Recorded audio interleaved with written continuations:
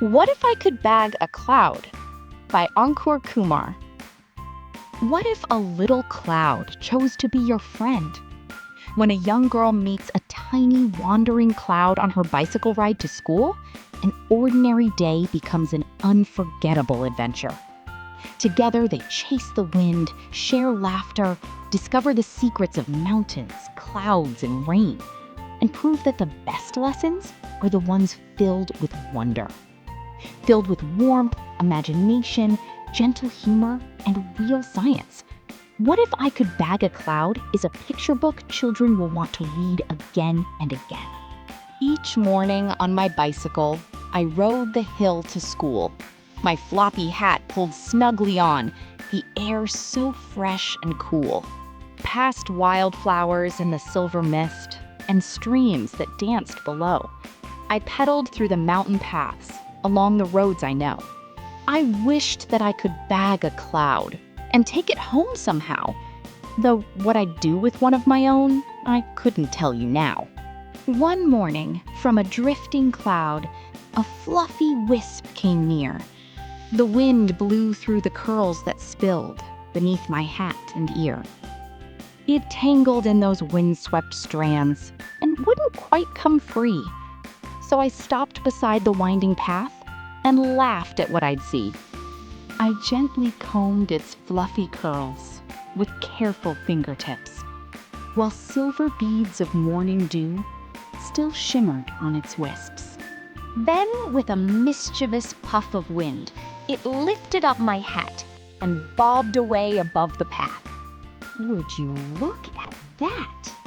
I chased it through the morning mist, laughing all the way, until it placed my hat back on as if it meant to stay.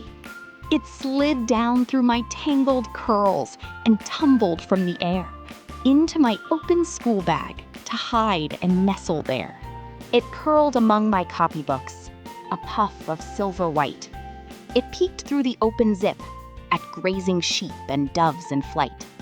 At school, it nestled by my books, a small and silent mound, then slowly drifted up once more, without the slightest sound.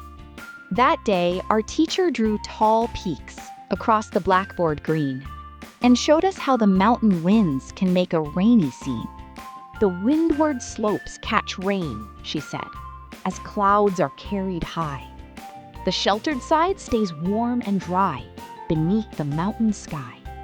My little cloud grew curious then and floated to the board, twisting into funny shapes while learning more and more. It bounced along the windward slope and danced upon its side, then squeezed itself and puffed out rain and watched the droplets slide.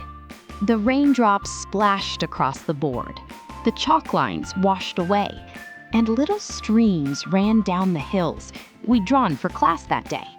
The children laughed. The teacher blinked. "I've never seen that," she said. But by that time, the little cloud was hiding by my books instead.